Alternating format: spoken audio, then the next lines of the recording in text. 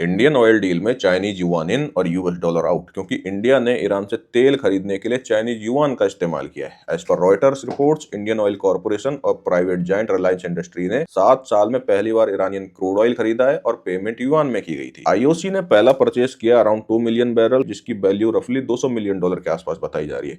रिलायंस ने भी 4 vessels allow किए हैं, जिसमें से एक ऑलरेडी डिस्चार्ज हो चुका है और इनकी पेमेंट्स आईसीआईसीआई बैंक के थ्रू सेटल किए गए। इसी बैंक के संघाई ब्रांच का यूज किया गया था, जहां से फंड्स चाइनीज युआन में ट्रांसफर हुए थे सर के युआन अकाउंट्स में। लेकिन पेमेंट तो डॉलर में भी हो सकती थी, क्योंकि यूएस ने तो मार्च में 30 डे सैंक्शंस वेवर दिया था ईरानियन ऑयल के लिए। नहीं, क्योंकि ये वेवर सिर्फ फिजिकल ऑयल मूवमेंट के लिए था। फिजिकल ऑयल मूवमेंट मतलब जो ऑयल पहले से ही टैंकर्स में था उसको डिलीवर करना, सेल करना, अनलोड करना।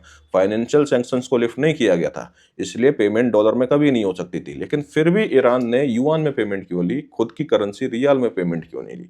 वो इसलिए क्योंकि रियाल इंटरनेशनल लेवल पर बिल्कुल काम नहीं करता। ईरानियन रियाल की वैल्यू बहुत ज्यादा गिरी हुई है, $1 के बराबर लाखों रियाल होते हैं। और युआन का इस्तेमाल इसलिए किया गया क्योंकि चाइना ईरान का ऑलमोस्ट 80 to 90% ऑयल खरीदता है, जिसकी पेमेंट चाइना युआन में करता है ईरान को। और इन्हीं युआन से ईरान 10 से 15 कंट्री के साथ ट्रेड कर सकता है, क्योंकि ये कंट्रीज डॉलर के पैरेलल युआन को भी एक्सेप्ट करती हैं एज ए ट्रेड ट्रांजैक्शन। इसलिए अभी जब मिडिल ईस्ट में मामला खराब हो गया था, क्रूड ऑयल के प्राइसेस सर्ज हो गए थे, तब इंडिया ने क्राइसिस को देखते हुए ईरान से 7 साल बाद ऑयल परचेज किया था, जिसकी पेमेंट उन्होंने युआन में की। तो ये परमानेंट फाइनेंशियल शिफ्ट नहीं है, एक लिमिटेड ट्रांजैक्शन है। तो इस सिचुएशन को अगर हम यूएस चाइना के एंगल से देखें तो ये डी डॉलराइजेशन का एक बहुत छोटा सा एग्जांपल है।